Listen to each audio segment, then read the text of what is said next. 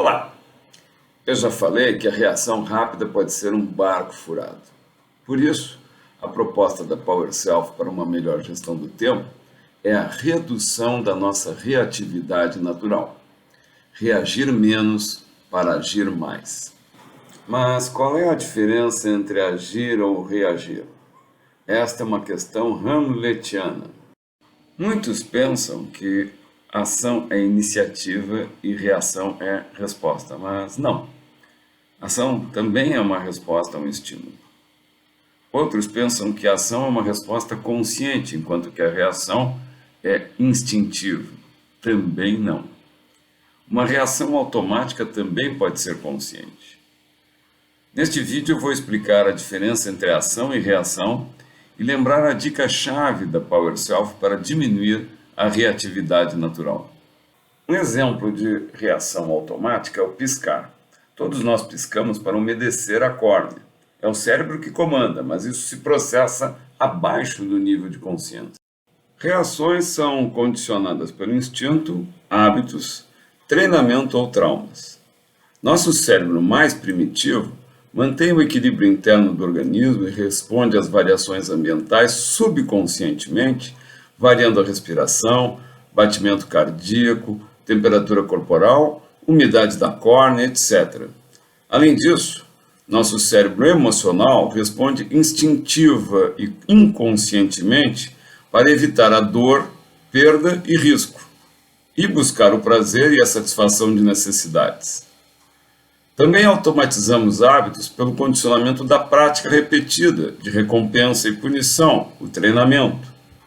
Ainda outras respostas são automatizadas pela forte impressão emocional causada por traumas. Todos esses comportamentos automáticos são reações pré-determinadas, sem liberdade de escolha. Então, qual a diferença entre agir ou reagir se a ação também é uma resposta a um estímulo? A diferença é que a ação é uma escolha deliberada. Na pressa, não deliberamos. Quem é que tem tempo para pensar? Então, reagimos. É preciso parar para pensar, respirar fundo e contar até 3 antes de reagir. Esta é a primeira parada do método PowerSelf. Viktor Frankl, psiquiatra austríaco judeu, criador da logoterapia, foi confinado pelos nazistas em campos de concentração. Em seu livro Em Busca de Sentido, ele descreve o processo de animalização de vítimas e carrascos naquelas circunstâncias. Os instintos mais baixos comandando progressivamente o comportamento de pessoas que antes eram profissionais, artistas, pais. Angústia, depressão, niilismo tomando conta. Paralelamente, Frankl resgata exemplos de espíritos fortes, que dirigiam os próprios sentimentos em função de valores maiores, que davam um sentido às suas vidas, mesmo naquele horror. Ele escreveu: há um hiato entre estímulo e resposta. Nesse espaço, podemos escolher nossa resposta. Dela dependem nosso crescimento e nossa liberdade. A chave da liberdade é criar esse ato de 3 segundos para pensar antes de reagir. Digo que quem age sem pensar é guiado ou comandado por quem pensa antes de agir. Se não pensamos, precisaremos que alguém pense por nós e o seguiremos. Pensar é o que nos torna humanos. Isso é ilustrado pelo mito grego da criação do homem. Segundo esse mito, os deuses criaram os animais sem essência e deram aos irmãos titãs Prometeu e Epimeteu 2 caixas, uma com dons e virtudes e outra com males e vícios, incumbindo-as distribuí-las entre as espécies. Epimeteu era um fazedor objetivo que agia rápido. Deixou de lado a caixa dos vícios e saiu a distribuir virtudes, força, coragem, dureza, etc. Quando chegou a vez do homem, tinha gasto todos os dons. Prometeu, que ao contrário do irmão gostava de refletir, pensou e achou uma solução para contemplar aquela pobre criatura. Subiu ao Olimpo e roubou o fogo, símbolo do saber dos deuses, e deu ao homem. Por isso, o símbolo da sabedoria é uma tocha, que se encontra no logotipo de muitas universidades ao redor do mundo. Com o dom do pensamento, Prometeu e o homem cometeram o pecado da híbris, ou orgulho, querer igualar-se aos deuses.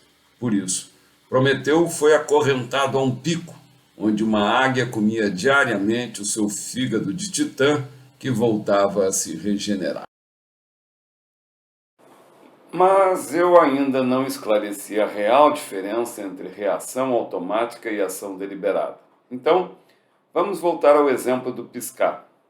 Se eu pedir para você piscar agora, você pode escolher fazer isso conscientemente? Experimente. E aí eu pergunto, essa piscada consciente foi uma ação ou uma reação?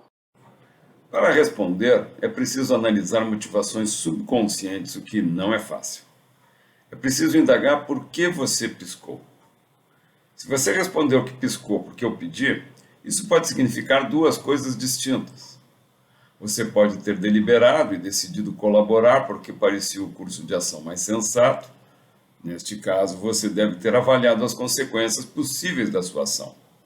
Ou você pode ter apenas obedecido ao meu pedido quase automaticamente, sem pensar, por ser uma pessoa bem educada. Neste outro caso, você está dizendo que o responsável pela sua piscada sou eu.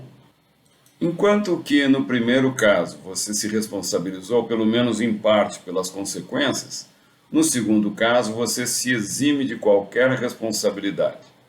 Então, a diferença entre ação e reação não está na consciência do ato, mas sim na responsabilidade pelas consequências. Dito de outra forma, ações se justificam em função da avaliação de consequências futuras, enquanto que as reações são justificadas como resultado automático de causas passadas. Liberdade e responsabilidade são duas faces da mesma moeda. Liberdade sem compromisso é mera disponibilidade que não se afirma em nada.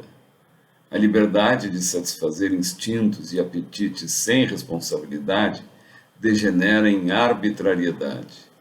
Só somos verdadeiramente livres quando agimos deliberada e responsavelmente. Por isso, Viktor Frankl propôs a construção de uma estátua da responsabilidade na costa oeste como a outra face da estátua da liberdade na costa leste. Ele disse: liberdade é apenas o aspecto negativo do fenômeno integral, cujo aspecto positivo é a responsabilidade. Na verdade, a liberdade pode se transformar em mera arbitrariedade se não for vivida em termos de responsabilidade. Muito obrigado pela sua atenção e até o próximo encontro.